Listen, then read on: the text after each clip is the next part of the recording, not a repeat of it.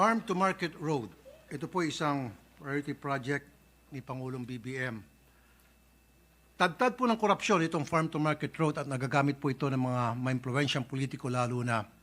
Paano po ninyo nadidetermina dyan po sa DA na hindi po nagagamit ito sa korupsyon, itong tinatawag na Farm to Market Road? Sa maniwala kayo sa hindi, marami pong mga nangyaring insidente sa mga probinsya na kung saan hindi po sila yung mga rice-producing town or vegetable-producing town or provinces, and yet sila po ay tadtad ng tinatawag na farm-to-market road projects.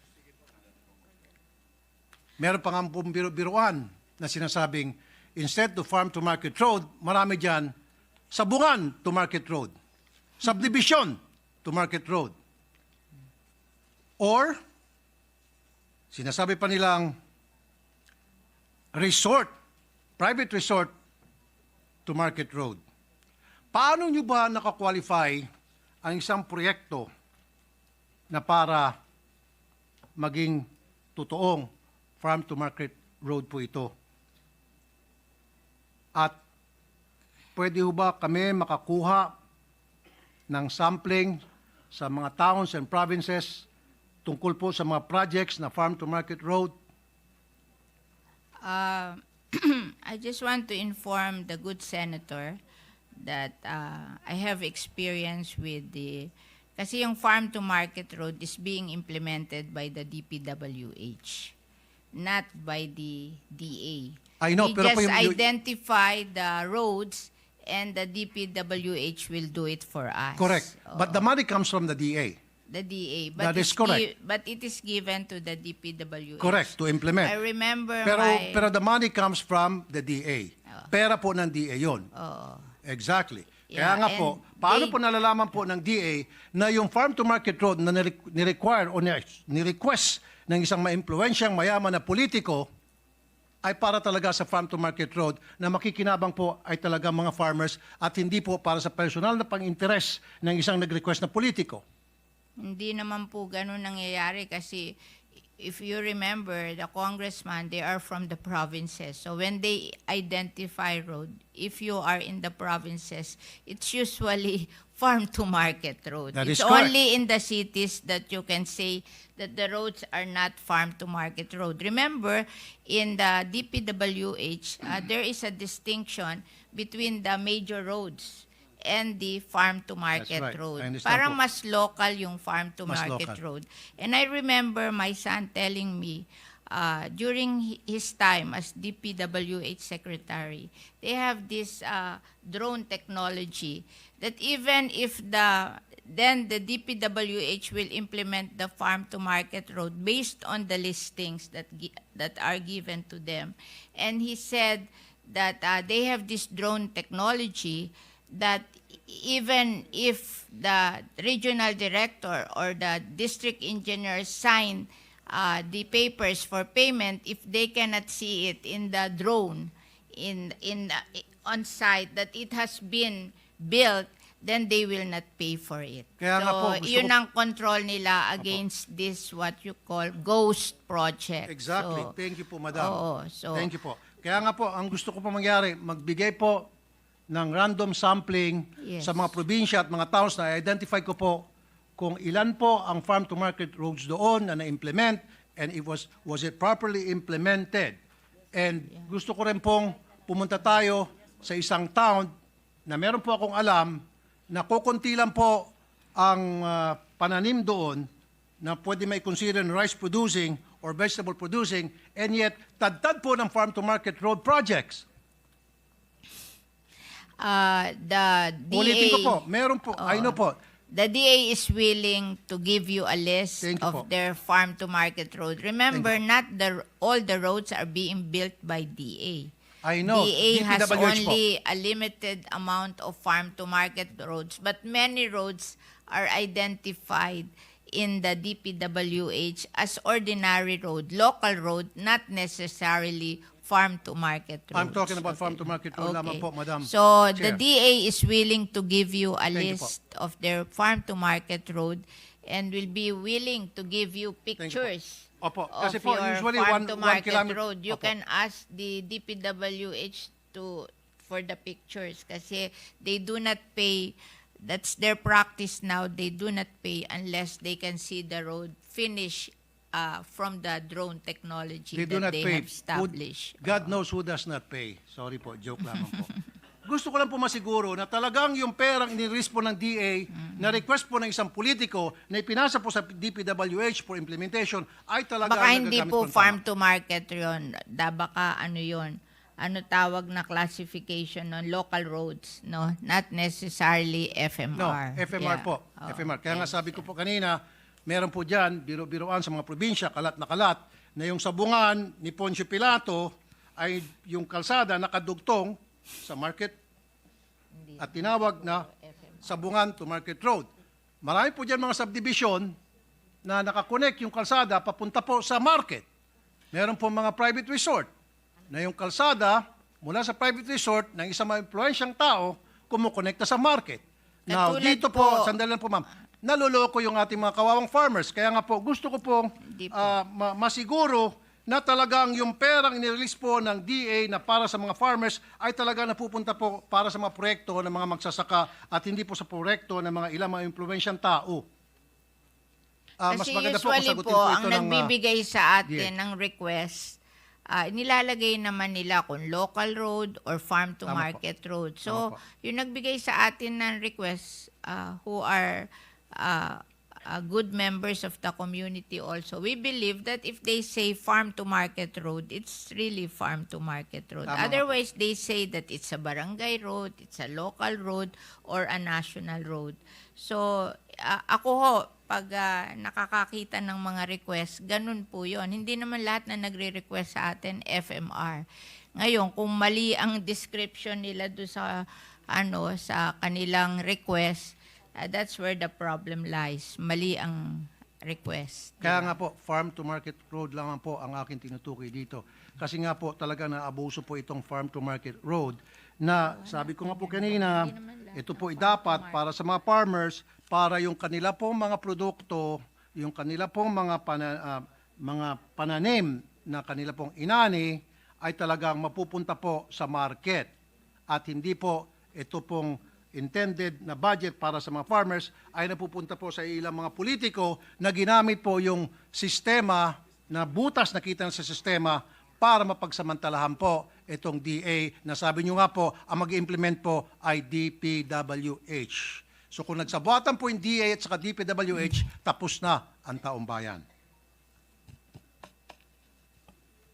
Thank you. We will see to it that the DA will report to you their identification of farm-to-market roads. Opo. And who determines po kung ano po yung priority na farm-to-market roads na agad dapat mapagbigyan ng DA na para maipasa po sa DPWH na para ma-implement? Ito ba?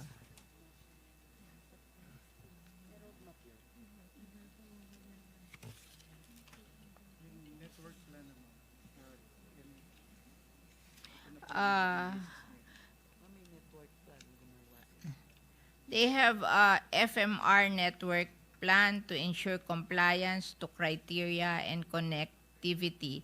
All requests for farm-to-market road will be subjected through validation and geotagging.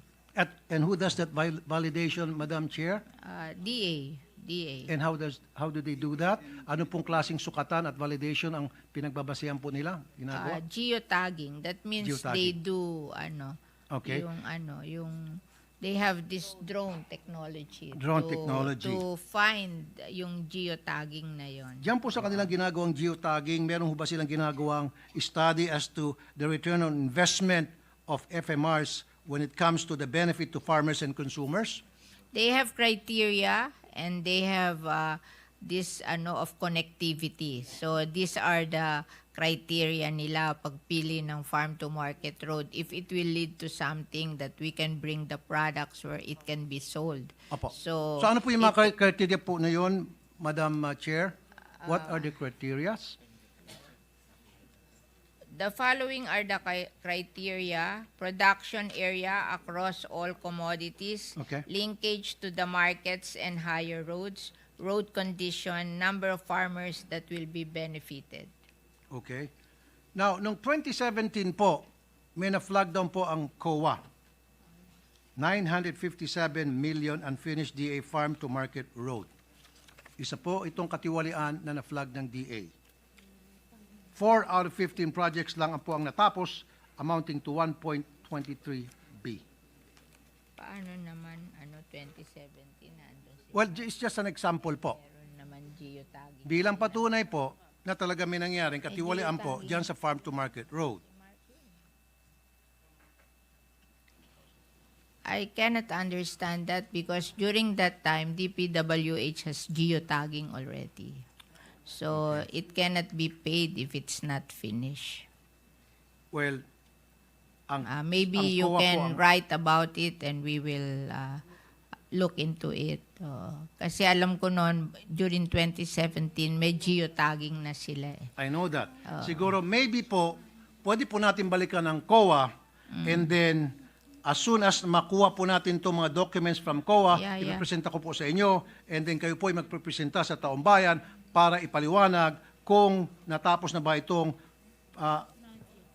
mga projects na diniklara ng COA na hindi natapos. And we can deal with that later. Okay. Okay.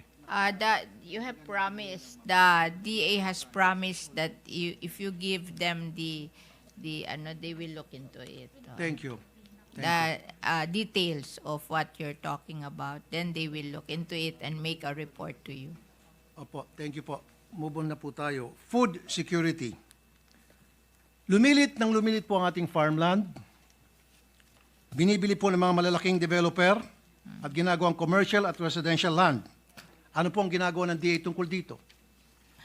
Alam nyo, that's our business. I Ganun want po to ba? tell you that we don't buy agricultural land in the provinces. Nobody will buy houses in agricultural land. We only buy in cities and capital towns Ganun po ba? because the buyer of houses, they want also an opportunity that if they're having financial problems, they can resell their houses.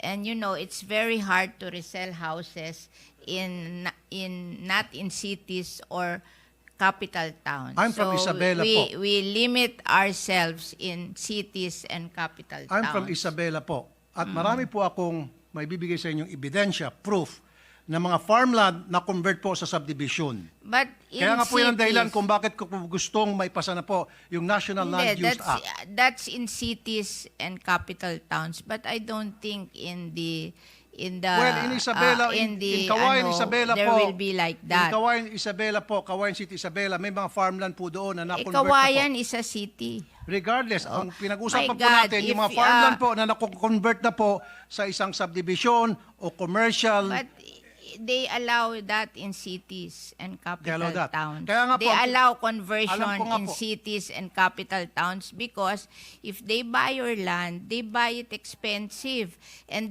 you can reinvest the money and you will make more money than planting on those lands. Okay. I remember we have, when I was young, we have a big chicken farm in Muntinlupa. But Muntinlupa became a 60. So we finally developed our chicken farm because it is 8 hectares. We will make more money than in farming. So it's an investment decision for these people. If somebody will buy your land at a bigger amount, maybe you can sell it and buy another land that is cheaper somewhere else and build your farm there. Hindi po ganun nangyari, I think ma'am, eh. it's the thinking of you have to understand agriculture as a business also. I'm That not a if businessman, you have but I can understand agriculture opportunity po, ma'am. to sell your land at a higher price and be able to buy a bigger piece of land with that same money in less prime places, then you will do it. Kaya nga po, It's ito na- pong tanong ko po sa ating mga taga-DA. Ano po ang ginagawa nila sa ganitong nangyaring masamang sistema na paliit po ang ating farmland? Sorry po, madam ha. Yeah. Na hindi lang po sa Kawayan, sa Isabela, kundi sa I marami tend pong to mga probinsya disagree with you. na marami na pong mga subdivision na nagsilipa na. Where will the people live if you don't build subdivision? Marami po mga lugar na pwede pong pagtayuan ng subdivision. Huwag lang po i-take over yung mga farms. Kasi nga po, kuminsan yung mga farmers, dahil sila po yung naghihikaos, they're being taken advantage of. No. Lalo na po meron tinatawag na rice tarification. So mura po yung mga bigas na dumarating dito, they cannot compete. And then papasok po ito mga negosyante at mag-o-offer ng pera para bilhin ng kanilang mga lupain. Of course, walang choice po yung mga farmers kung hindi ibenta na lang kanilang lupa sapagkat meron na po tinatawag na rice tarification. I wrote the rice kayo tarification po ba yun? law. You know, we wrote that rice tarification law because in 2018, the price of rice rose to almost 50 to 60 pesos per kilo. And that is the only time President Duterte became unpopular because rice is a political crop. When nagmamahal ang rice, nagiging unpopular ang president. And the World Bank, we signed that WTO agreement in 1995, and they gave us 25 years to be competitive, but we failed to be competitive after 25 years. And if we don't open or liberalize the importation of rice, they will bring down our credit rating. And we have plenty of loans abroad, and we have to pay higher interest for those loans, so it will be a loss to the Philippine government. So what I did when they asked me to write the rice tarification law, I gave all the money from the collection of rice tariff to the small farmers. 10 billion for the Rice Competitiveness Enhancement RCE. Fund, 5 billion for mechanization, 3 billion for seeds, 1 billion for loans, 1 billion for training.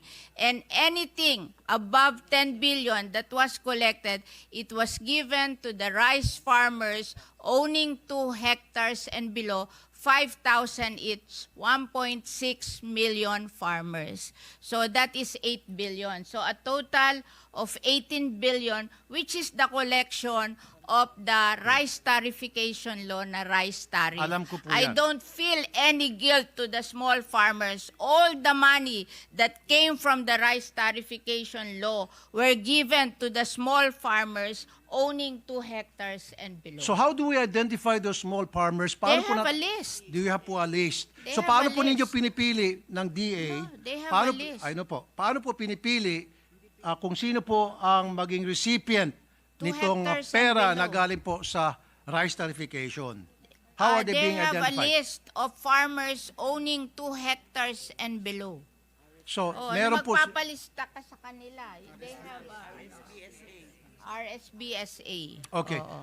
So I have no guilt to any rice farmers. I'm not All saying- the money that came from the rice tarification I'm not saying po were na kayo po'y given guilty. back to the rice farmers. I wrote that law. I know. Ako po Because yan. I studied the difference between us and the rice farmers of Vietnam. The rice farmers of Vietnam, they produce their palay at 6 pesos per kilo.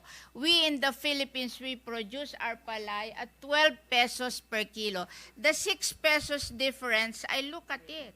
And 350 is labor. That means we're not mechanized. And 250 is the productivity of the seed. So there's something wrong with our seed. So when I wrote that Rice Competitiveness Enhancement Fund, I gave 5 billion to mechanization and 3 billion to seed distribution and also to train them to do the same seeds with their own farm. I am teaching them to learn how to do inbred seedlings. Okay. Are you finished po, ma'am? Yes, yes. Okay. Let's go back po dun sa food security. Alam ko po Hindi ako nag-isip. na meron pong tinatawag na Rice Comprehensive Enhancement Fund. Rice Competitiveness Competitive, Enhancement okay. Fund. Enhancement Fund. Nasabi niyo po sa akin, so dapat may 2 hectares yung farmer para sila po ay mag-qualify dyan. okay na po tayo dyan. However, hindi pa rin po talaga tunay na nasasagot yung pong katanungan ko po na ano pong ginagawa ng DA na yung pong mga farmland ay nako-convert na po sa nagiging residential area na po at commercial area. We need the residential area and the commercial area to improve the quality of lives of our people. Ang alam nyo, it's not the amount of farmlands. It's the efficiency of using these farmlands. Alam nyo, pag maganda ang seeds mo at mechanized ka, even with smaller area of farmlands, you can do better Kaya nga and po, ma'am, earn eh. more. Kaya nga, we're teaching the farmers to do mechanization and to plant better seedlings and to teach them that they have to operate their farm as a small business so they will make more money.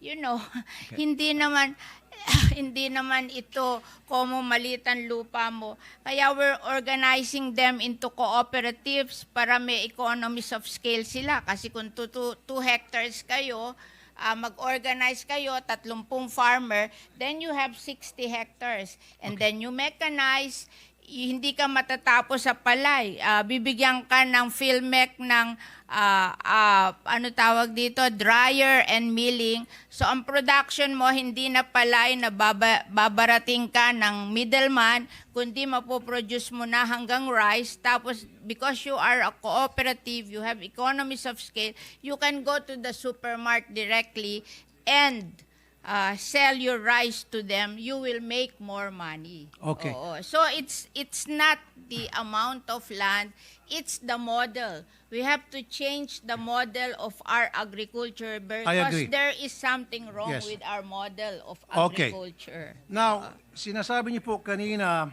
na the farmers has to use mechanized technology. Kaya nga po, it is not how small the farm is at kailangan po magkaroon ng improvement sa isang lugar, kaya kailangan po magkaroon ng mga subdivision. So, kung yan po yung inyong premise, bakit hindi lang po natin tulungan itong mga maliliit na farmers, bigyan na lang po sila ng puhunan para magkaroon po sila ng maging mechanized na po yung kanilang farming Binibigyan style. po.